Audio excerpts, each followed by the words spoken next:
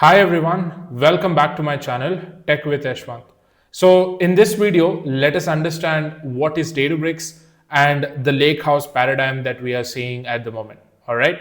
So firstly, let us understand the traditional data management, the old ways versus the lakehouse, right?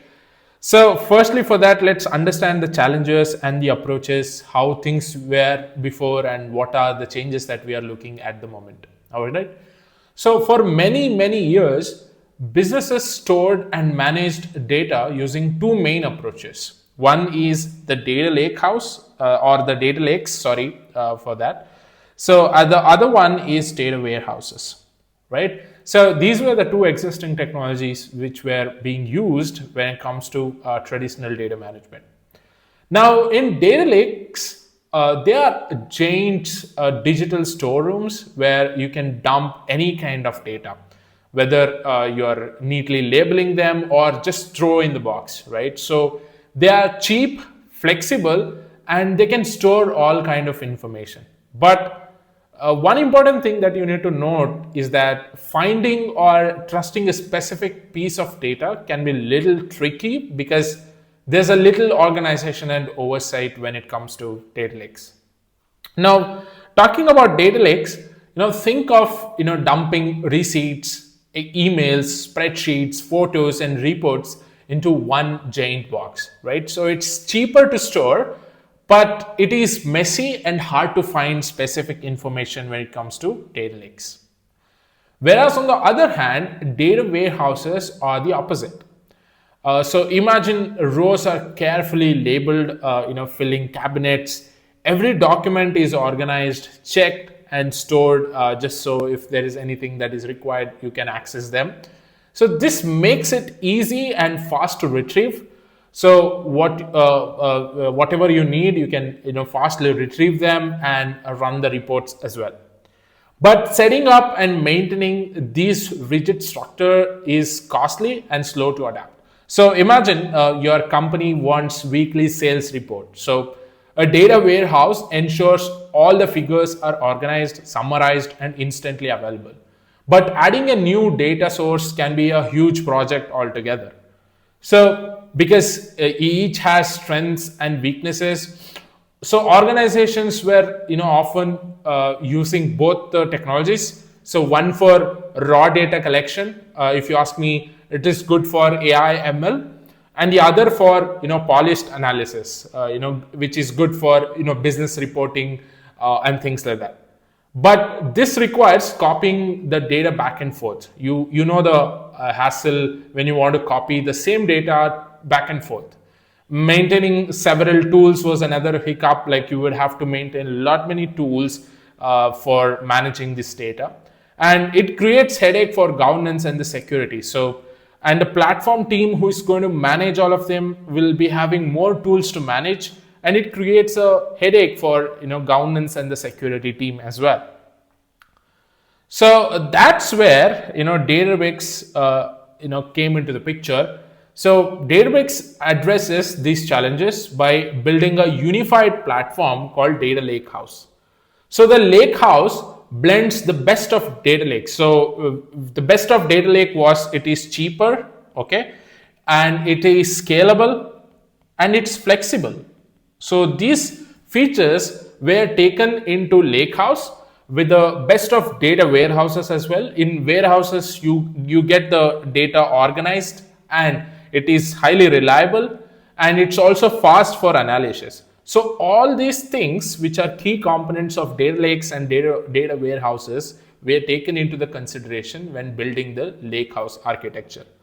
So to give you a real world example, think a massive modern library, right? So it has open shelves you can use quickly to store any book. That is like your data lake, but also a smart catalog will be present and librarians will keep track of everything and ensure the data is trustworthy, like the data warehouse. So whether you are a casual reader or a researcher, you have what you need in one place. So that's the ideal example that I could think of. So you can imagine a business scenario where a retailer stores years of customer transactions, web logs, and emails in the lakehouse. So then, let's data scientists to build AI models to predict sales and analysts to create dashboard to track trends, all from the same environment.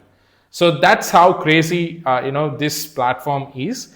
So let's understand the high-level architecture of Databricks, right? What are all the components we have, and what are all the things that we need to note? So the Databricks Data Intelligent platform is an AI-powered lakehouse built on Apache Spark and designed with multiple distinct layers, and all these layers will play their own role. Firstly, let us talk about the cloud infrastructure layer. If you see here, it is built on Azure, AWS, and Google Cloud. I'm not talking about building, it's available on all these cloud platforms. So if I want to talk about cloud infrastructure, so this is the foundation providing the raw hardware like the storage, compute, networking, and Databricks is available on AWS, Azure, and Google Cloud. So when you spin up a Databricks cluster, the actual servers come up in your preferred cloud provider. So throughout the series, I'm going to use, for perhaps the Azure environment. If required, I'll also create videos on AWS as well. All right. Next, the runtime itself, which is called as Databricks runtime. Let's understand what's a runtime. So it's a pre-configured environment with core engines like Apache Spark and built-in libraries, which includes Data Lake and Delta Lake. So which brings reliability and data consistency by adding transactional controls to your data lake. So example, you can think of Delta Lakes as a libraries inventory system. So you can instantly reconsole any book or the data that's added or changed or removed, right? So that's how you can utilize this platform. Next, let's talk about the data governance part, which is Unity Catalog. They have built their own centralized management for data access and security. So Unity Catalog makes sure only the right people can see or modify the data, which is crucial for compliance and confidentiality. So you can think of an example like granting keys or access cards to library sections based on someone's role. For example, if a student comes in, let's say your institution has a limit to only provide 2 books to a student, you can only provide 2 books. If a lecturer comes in, your institution has got rules to provide 4 books to them, then you can provide 4 books to them, right? So this governance feature is inbuilt into the platform, and that's what we call it as Unity Catalog. Next, the workspace itself. So what's a Databricks workspace? The user interface where everyone interacts offers collaborative notebooks, dashboards, and workflow automation using languages like Python, SQL, R, and Scala. It's called as Databricks Workspace. So users can write code, visualize data, or manage the pipeline from a browser, and that's what a workspace is all about. In the next video, let us understand how to create the Databricks workspace in the Azure portal, and I will show you a complete walkthrough of that in the next video. So let me know in the comments if you're excited for that. Next, let's understand. So when we are dealing with these components, you might be wondering where exactly the data of my customer resides, right? So there are 2 components when it comes to Databricks. So they call that as control plane and the data plane.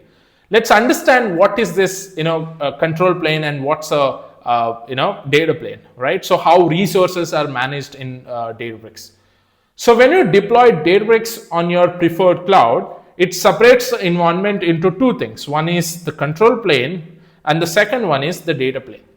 So control plane, as the name itself says, it's managed and controlled by Databricks, and it handles the user interface, cluster creation, job scheduling, and overall platform management. You can think like the brain of the operation, right?